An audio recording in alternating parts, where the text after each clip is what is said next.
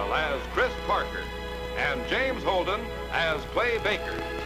Guest stars, Margaret O'Brien, Ben Cooper, and starring Gardner McKay as Adam Troy.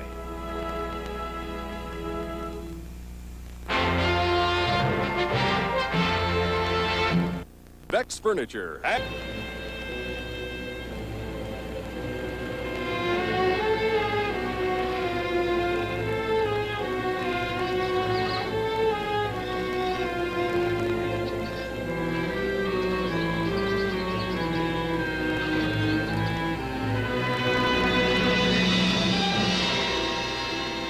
All right, you may step down, sir. Captain Troy. Now, just a minute, Lieutenant. There's something I want to add before it gets lost in the shuffle. We're not just dealing with a statistic. The boy who was struck down by Adam Troy's blatant criminal irresponsibility was my son's best friend. Mr. Forsythe, I don't think this is relevant. But it is, sir. Doug, tell him what a fine boy Ted was. Just a moment. Be seated, please. Some of you may have been misled by my opening remarks that this investigation would be held with less formality than a court trial. Perhaps I had best fully restate the nature of these proceedings. The United States Coast Guard is authorized to conduct an investigation of any casualty at sea involving a United States vessel. This investigation to be held at the nearest Coast Guard station, having an officer qualified for such an investigation. All parties in interest have a statutory right to be present, to be represented by counsel, to cross-examine, and to have called in witnesses in their own behalf. All witnesses will be under oath and subject to federal laws, penalties of perjury under 18 U.S. Code 1001.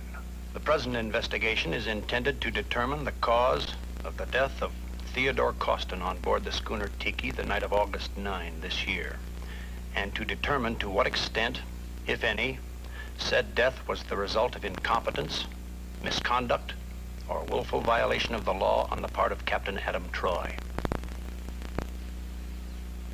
At the conclusion of this investigation, my report will be sent to the district commander, the United States Attorney at Honolulu. You should all understand that my recommendations will carry considerable weight, and that the charges against Captain Troy are of such nature that he is subject to the loss of his master's papers and possible imprisonment. Are there any questions? Very well. You may step down, sir. Captain Troy.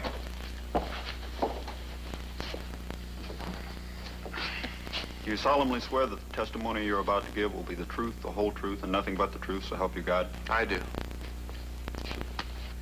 All right, Captain. Just give us the account in your own words, from the time you first met Douglas Forsythe and his friends. Well, we just returned to Tahiti from Suva.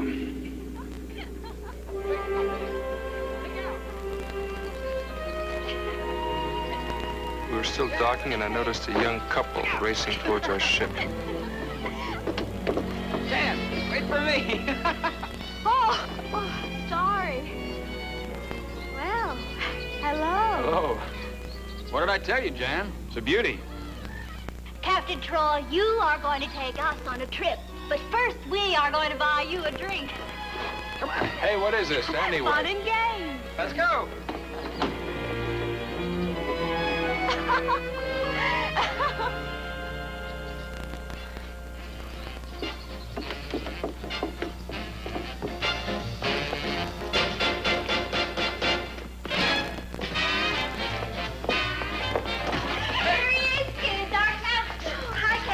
Hi, Skipper. Hi, Clay.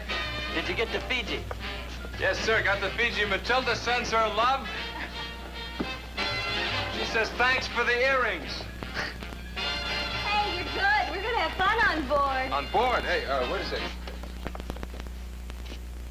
Can't be on board. We're not available for charter at the moment. Why not? Well, she's already been chartered by the Forsythe plantation. Well, their cargo won't be ready until Tuesday. How do you know? My old man told me. Who's he? He's Morton Forsythe. I'm his son, Doug. How do you do? How do you do, Doug? This is Jan Lafayette, Phyllis Willoughby, Hi. and Ted Costa. Hi, how are you? We only want a small voyage, Captain Troy. Well, I was counting out some beach time, you know, repairs and... We've made all our plans. We love your ship. You can't disappoint us. Oh, come on, pretty please. Come on, say yes. Yes. You doll.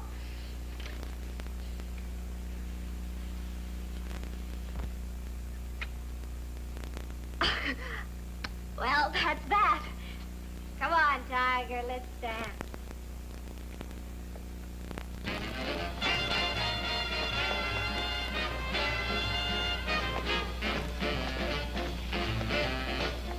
You know, someday I'm gonna learn how to say no. To a couple of dolls like that? Are you kidding? Well, see, the dolls have boy dolls.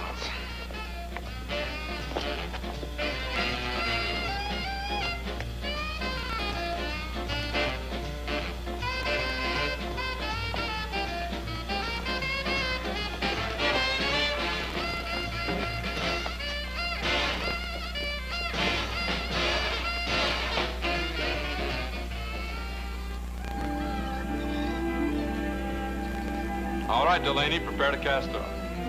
Bye, son. Have a good trip. Right, Dad. Enjoy yourself, Doug. I will, Mr. Willoughby. Thanks again, Captain. You know, I'm glad you agreed. The trip will do them all good. Hey, Willoughby? Yes, sir. The boys have been stateside at college last couple of years. I thought they'd enjoy a summer on the plantation. Learn a thing or two about copra and vanilla beans at the same time. You know, Doug will be taking over one of these days. But you know, young people, restless. Plantation life got to be what they call a drag. Nothing to do. So, show them a good time, Captain. Barefoot with the natives and all that. That's what they're looking for. Hey, Willoughby? Oh, indeed, sir. Well, goodbye, Captain. See you Tuesday. Cargo will be ready by then. Right. Willoughby? Oh, I'll have to be going, dear. Have a nice time. Goodbye, Dad. Goodbye, Mr. Willoughby. Goodbye, Captain. All right, cast off.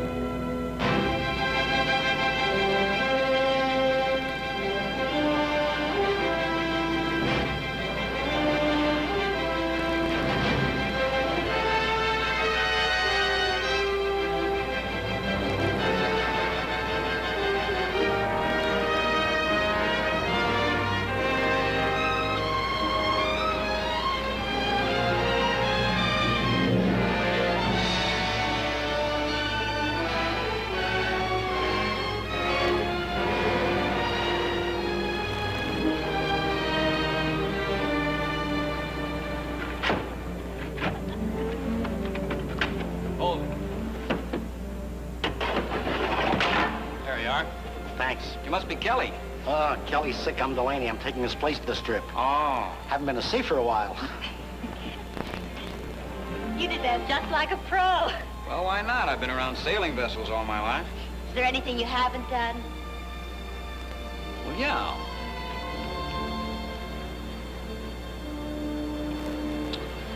That. Not for 10 minutes, anyway.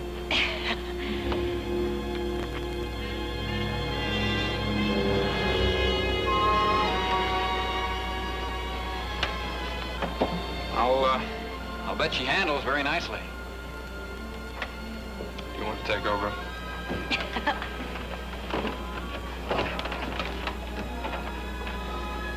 Oh, very nice. Very responsive.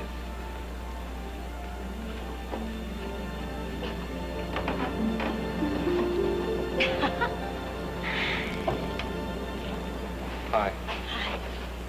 I didn't know Mr. Willoughby was your father. Well, now you do. He seems like a very nice man. You know where they finish. Oh, he's doing all right. I mean, he's got a good job with Mr. Forsythe. Oh, sure, just dandy. Hit a nerve, didn't I? Oh, I'm not sensitive. Yeah, I guess Mr. Forsythe could say please once in a while. Well, I figure in the long run, people get just about what they deserve. Which side are you on? The winning side. You don't approve?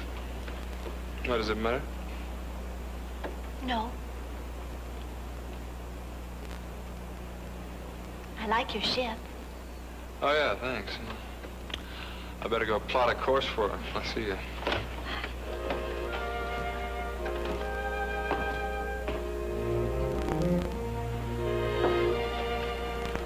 That's good, Doug. Hold her 40. 40 degrees. Aye, aye, sir.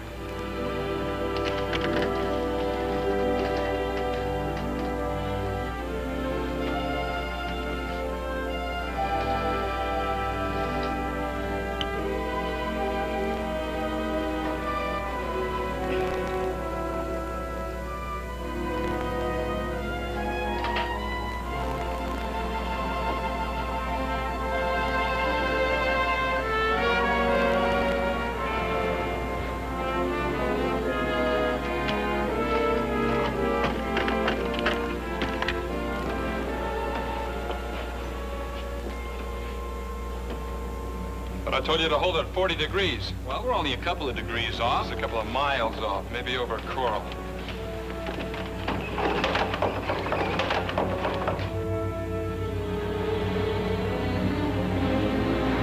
Hey, Chris, take a sounding fast.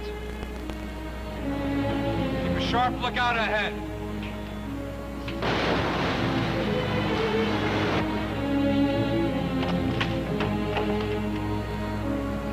Wanted to see how she handled close to the wind. There isn't any harm done. You hope.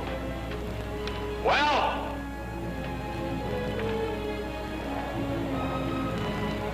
2 fathoms! Is that bad? Shh, be quiet.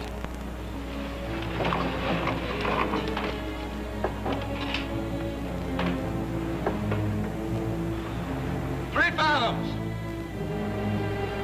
Is everything all right now?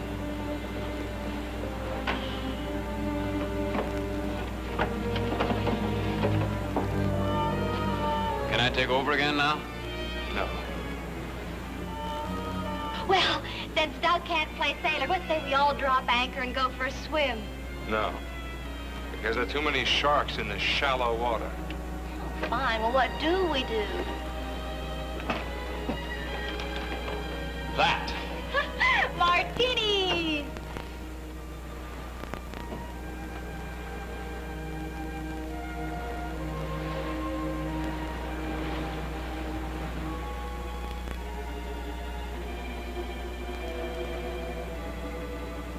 Cheers!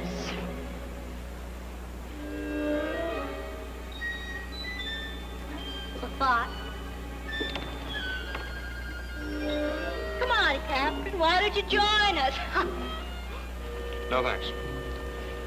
Look, Captain, I'm sorry. From now on, orders are orders, and that's a promise, all right? All right. Well, now, come on. The gang's getting edgy. What? This is supposed to be a pleasure cruise. Why don't you let me get you a drink, huh? Sure. Pass on through. Welcome back to the tiki, Captain. Thank you.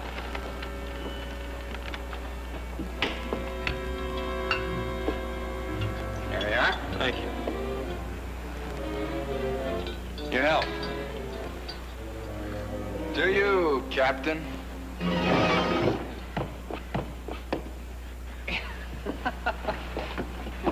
Let's make this the last round for everybody, huh? You're a regular Captain Bligh. Yes, I know.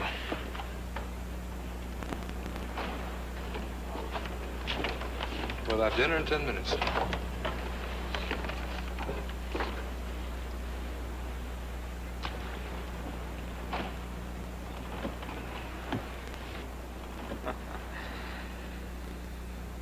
One for the road.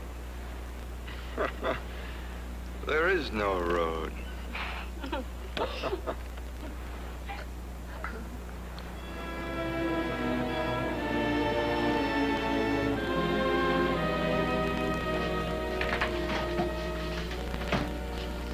Where's Ted? Conked out in his bunk, I guess. Stone, staggering drunk, and I intend to follow in his wobbly little footsteps. What's the matter, Grandma? You have any better suggestions? I'd love to hear them. Better keep those shell pink ears open, dear, and you may. You just may.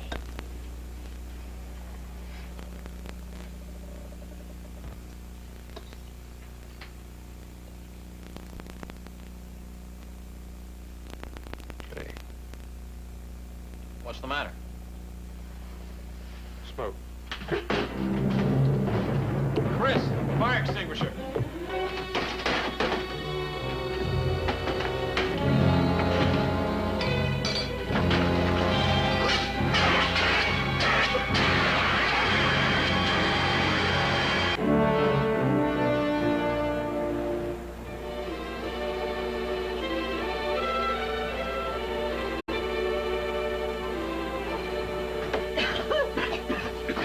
You okay, Ted? Women and children first. Yeah. Come here. Sit down. Oh, fire's out. Good. Much damage? Oh, not much, just the mattress. Thanks a lot. Oh, now, you don't have to get drastic. I mean, we'll behave. You bet you will.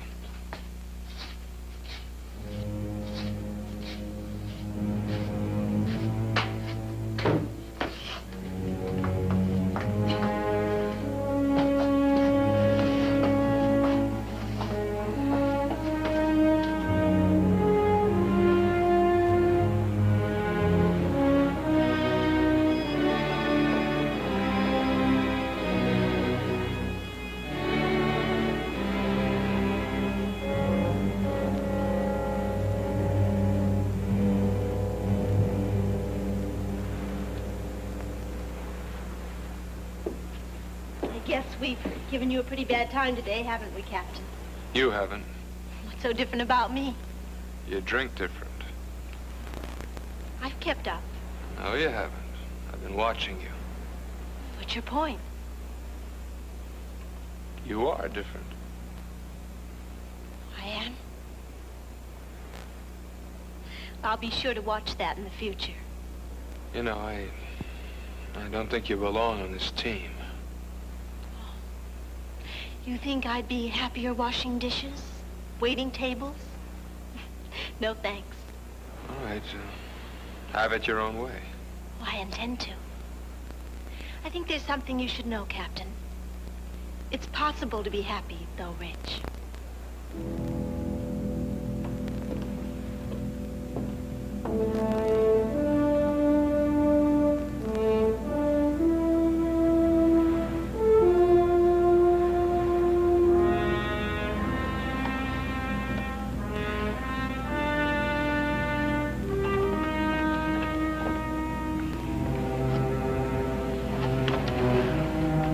Jan, down. What? Boom. Oh. Looks like a long night. What do you do for entertainment after dark, Skipper? Count stars?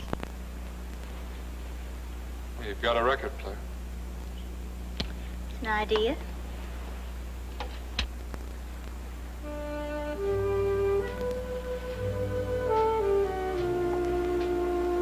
Hey, not so loud. Chris is trying to sleep. Oh, fine. Booze on rations, don't sit here, don't do this, don't make noise. Some pleasure cruise. Delaney, Yes, sir. hold her at 80, please. Aye, aye, sir.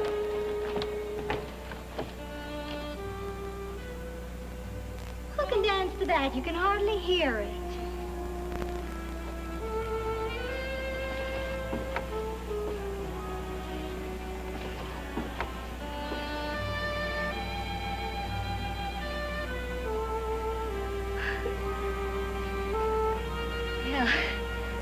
What do you know? He's human. I wonder just how human.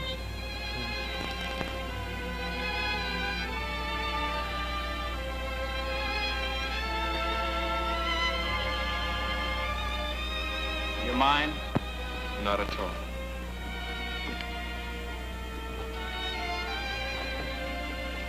Have fun. Breakfast at 8.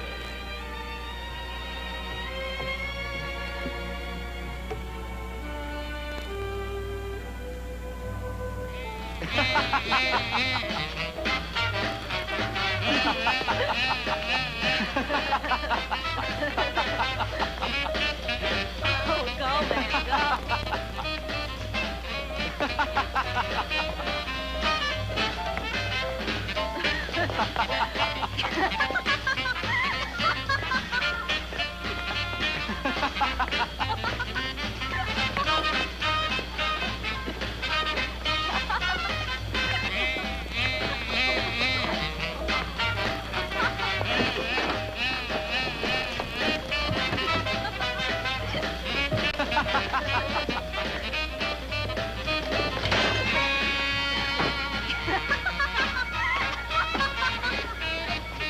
Stop them, Captain, but they wouldn't pay any attention. All right, Johnny, get down off there. Join the team, Captain. What's the matter with you? Oh, like Captain Troy, I didn't know you cared.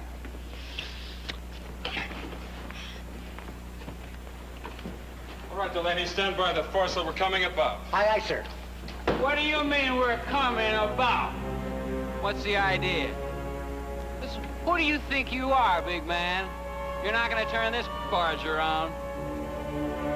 All right, Delaney, let her go.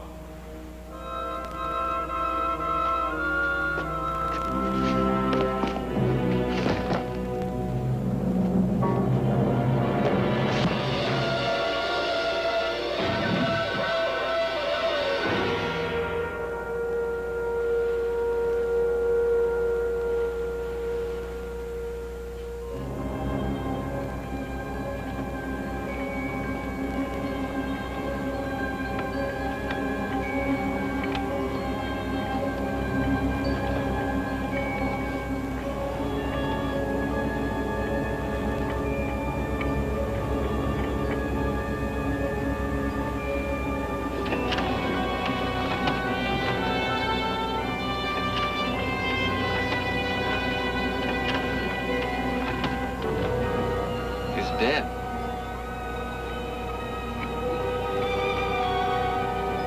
Adam? Adam? What happened? I don't know.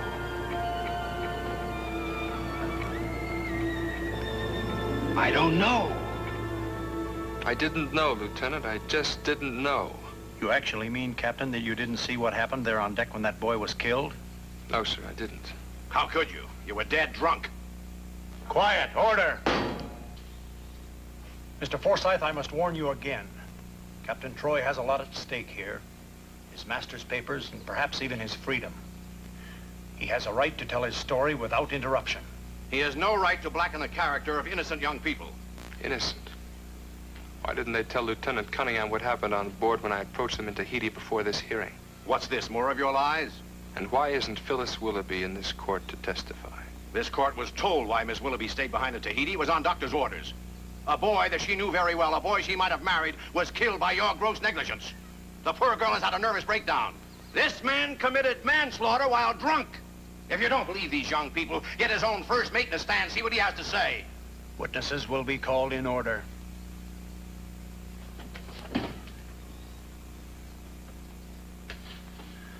Captain Troy, I would like to clarify a few things. Right after Ted Costin's death, did you question the young people on board as to what had happened? No, I didn't. They were pretty badly shaken and weren't coherent, so I sent them below. And what did you do then? Well, I radioed this Coast Guard station and I radioed Mr. Forsyth in Tahiti. I told him that there had been a fatal accident on board. Mr. Forsyth arrived in his seaplane in an hour. He took his son and 2 girls back to Tahiti. It wasn't until we docked in Papayete the next day that I heard anything about this wild yarn. Wild yarn. Continue. Well, at first I didn't worry because I knew Ed Delaney had been on deck and seen everything that had happened. Ed Delaney? He's a temporary member of my crew. He knew I hadn't been drinking. Just a moment. By your own admission, you had been drinking. One drink before dinner. Proceed. Well, as I said, I knew that Ed Delaney had been on deck at the time and seen everything that had happened. So he was the man to get a statement from. But Delaney had signed off when the Tiki had returned to Tahiti. I had to find him first. Papayete was the place to start looking. I didn't think it would take long, until an hour had gone by without so much as a trace of him. Then my mate and I decided to split up. I'd take the bars and shops from the center of town east. He'd take them to the west. But the more I searched, the more I wondered. Ed Delaney, a man who liked his fun, hadn't been seen all day in any one of the dozen seamen's hangouts I'd tried. I covered every possible bed, including a few parts of Papayete I'd never seen before. From hotel to flop house, from bar to jail, the answer was the same. No Delaney.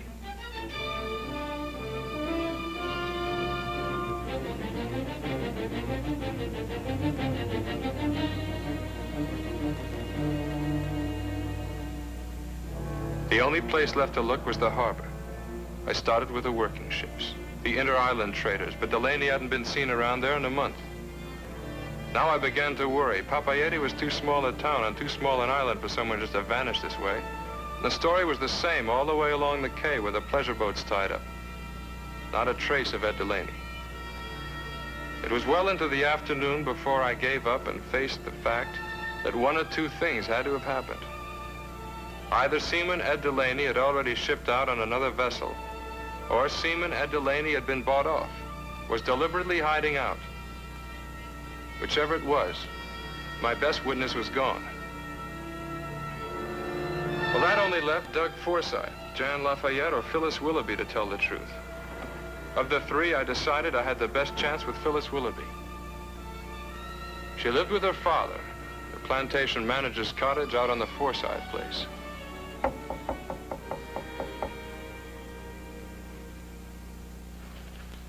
Yes? Mr. Willoughby, I'd like to talk to Phyllis. I'm sorry. She can't see anybody. Why? She's very, very sick. State of nervous exhaustion. Collapse. She's in no condition to see anyone. Mr. Willoughby,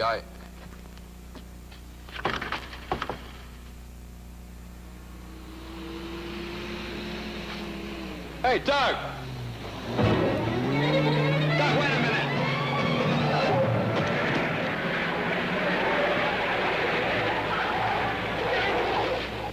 A drink will settle that dust faster than anything.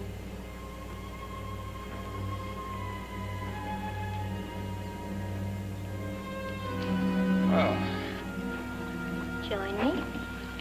My cottage is very private.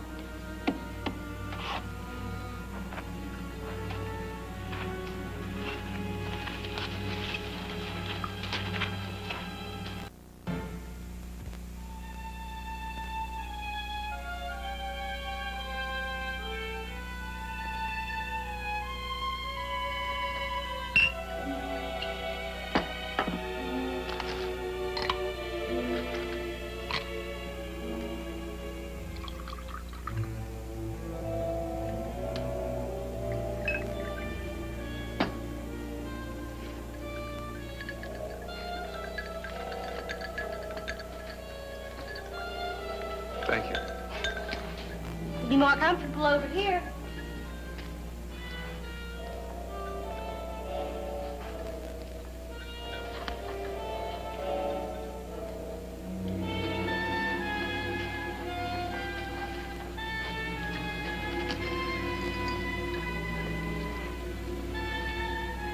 You don't like me very much, do you? You belong to Doug. I belong to me.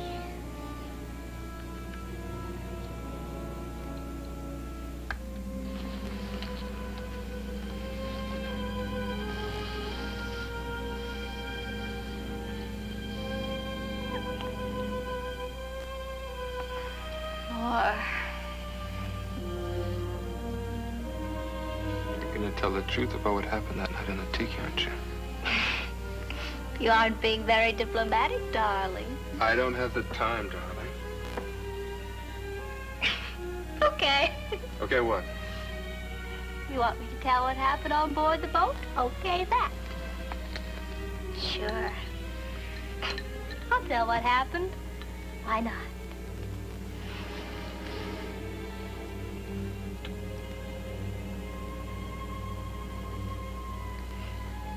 Sure, I'll tell what happened.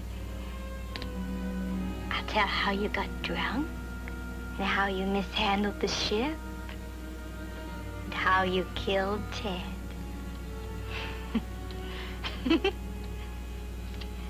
Do you have anything further to say, Captain?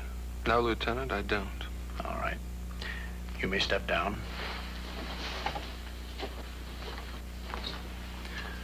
Will Mr. Chris Parker take the stand? Now, when you came on deck just after Ted Costin was killed, what did you see? Well, I couldn't see very much. The boy was lying on the deck. Captain Troy and the passengers were gathered around him. Who was at the wheel? Nobody, sir. I see. How did Captain Troy act? Act? Was he intoxicated? Did he stagger? Did he look befuddled? Well? He's kind of unsteady, but he'd been knocked down. Did you see him knocked down?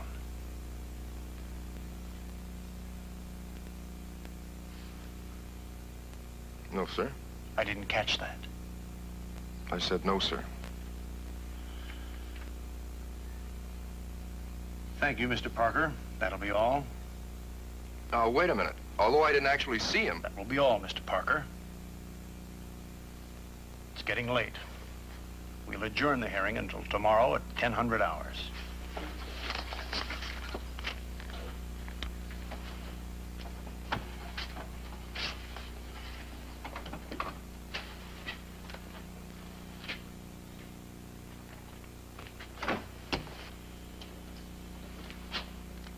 Big help, huh?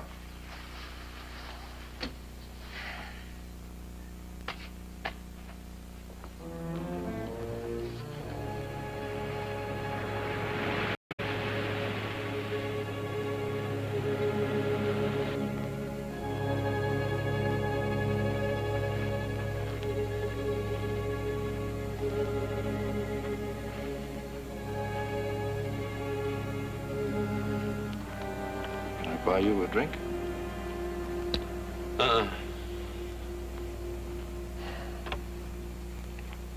They can't get away with this, Adam. They're doing all right so far.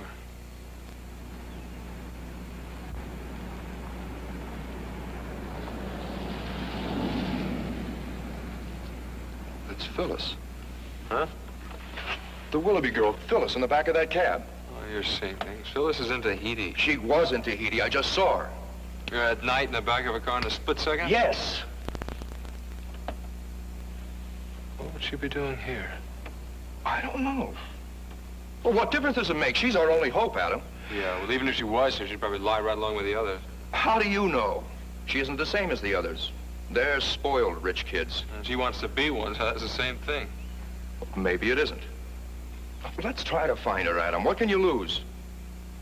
Nothing. Okay. Check the airport. I'll go up to where the Forsyths are staying.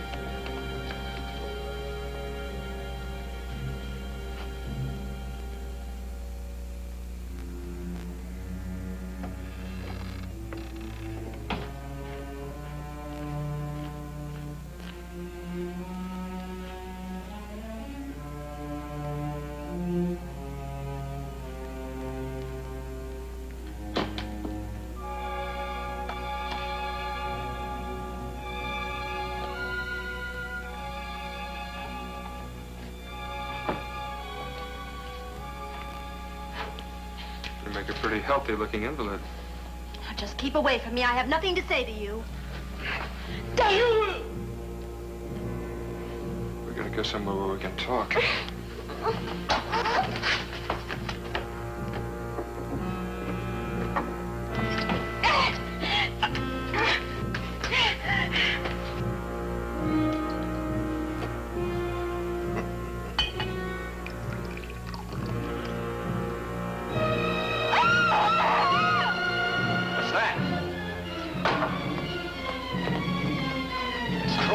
Phyllis. Wait. Use your head. Get on that phone, call Lieutenant Cunningham. Let him find Troy. He's really cooked his goose now.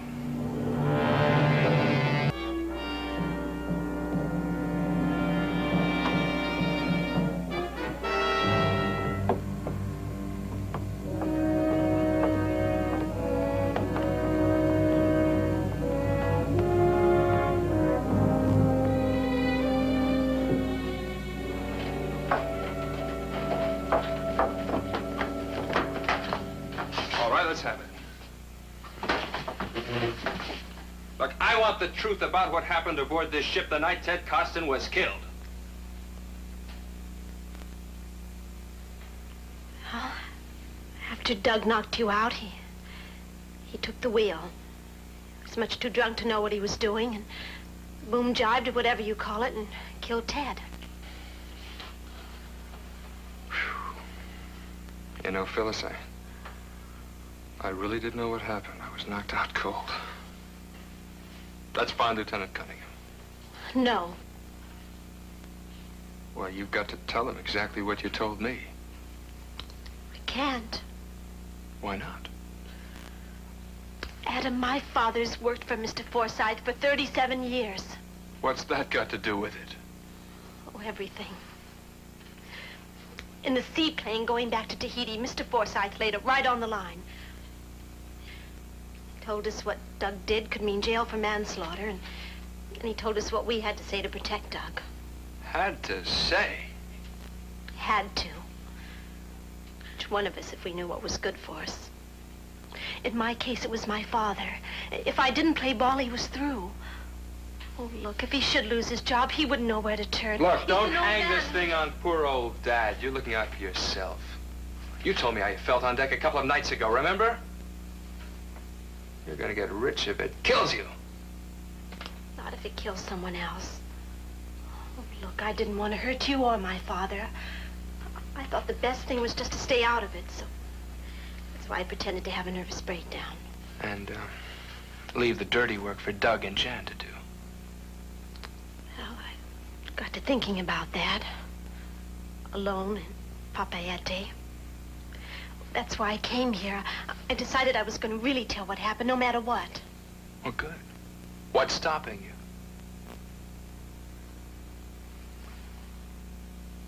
What is stopping you? Did you ever see a man cry? When I got here and told my father what I was going to do, he broke down. Cried like a baby. Grown man with the tears just running down his cheeks. I know what I told you, that he was just a flunky for Mr. Forsythe. I don't respect him. Not sure if I even love him. Maybe I just pity him. But he is my father. Cried.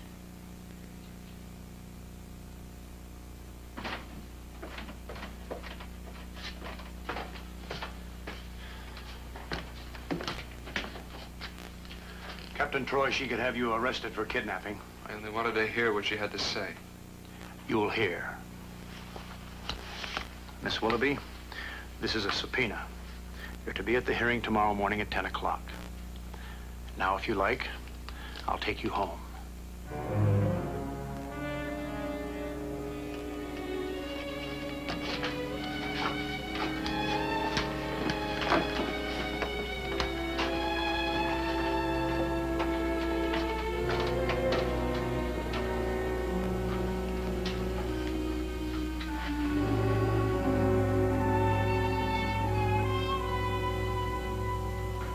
Do you solemnly swear that the testimony you're about to give will be the truth, the whole truth, and nothing but the truth, so help you God?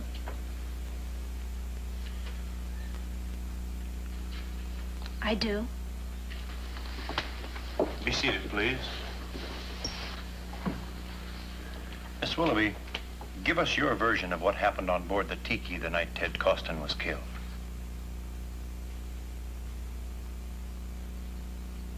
Well, Adam, Captain Troy, started drinking heavily right after dinner. It soon became obvious he was much too intoxicated to know what he was doing. Doug suggested that he let his first mate take the wheel. But Captain Troy wouldn't listen.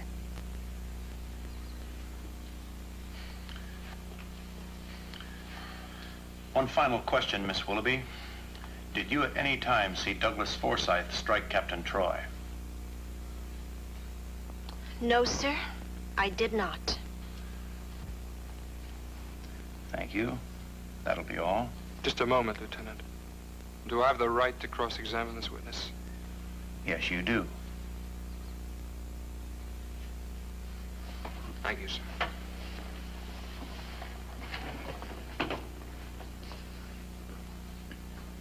Now, what's all this about my being drunk? How do you know I was drunk? Well, you could hardly stand up. Did you actually see me take a drink? I did. More than one. How many more? I didn't keep track. At least 6 or 7. It's a shame you weren't here for the first part of this hearing. Then you know exactly what to say. I don't understand. Yes, you do. Why don't you tell Lieutenant Cunningham what you told me aboard my ship last night? About what?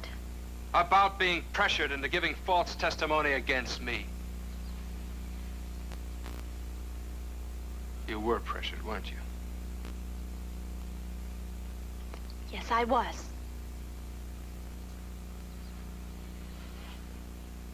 You were pressured by the Forsythe family into giving false testimony against me. Is that right? No, it isn't. I was pressured by you. You dragged me away by force, took me to your ship, threatened me. Naturally, I told you anything you wanted to hear. Well, I guess that about washes me up, doesn't it? But what about you? What does it do to you? You're one of them now. You've made it. You're in. But what a price to pay. The witness is excused. No. It's lies, all lies. Mr. Willoughby. My daughter lied for me. She lied so you'd let me keep my job. I don't want the job. Not at this price. Captain Troy's right. I saw my daughter put her hand on the Holy Bible and swear to Almighty God to tell the truth, and then tell a lie. A blasphemous lie that can destroy an innocent man's career and send him to prison. Nothing in the world is worth that. I ask you, Lieutenant, don't blame my daughter for all this. She's only doing what she's seen her father do all these years. Knuckle under and play it safe. Yes, play it smart.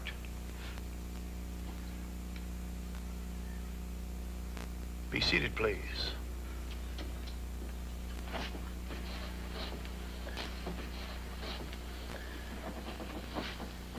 May I remind you, Miss Willoughby, you are under oath.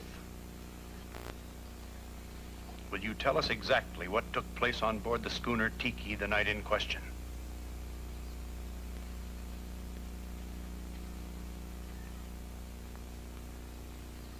Well, Captain Troy was asleep in his cabin, and Seaman Delaney was at the wheel. Doug broke into the liquor cabinet, took a bottle, and went up on deck.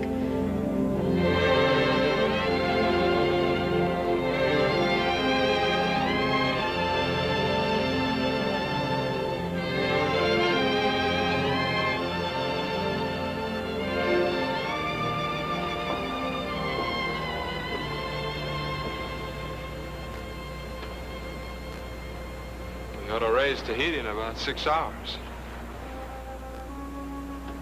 Well, that's the place where troubles disappear, remember? Adam, what do you think they'll do to us for all those lies we told? Yes, from what Lieutenant Cunningham said, the court will be understanding of you and your father.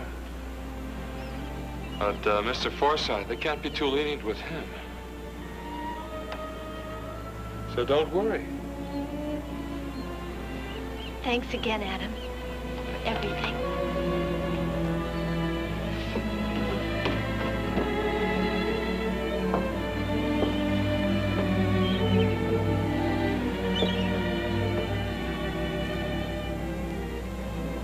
Look at those birds, flying along way out here, far from land, confident that ahead somewhere is a friendly island, friendly beach, new, challenging, where they can find or make a place for themselves. I should have noticed them long ago, Phyllis. I could have learned something from them.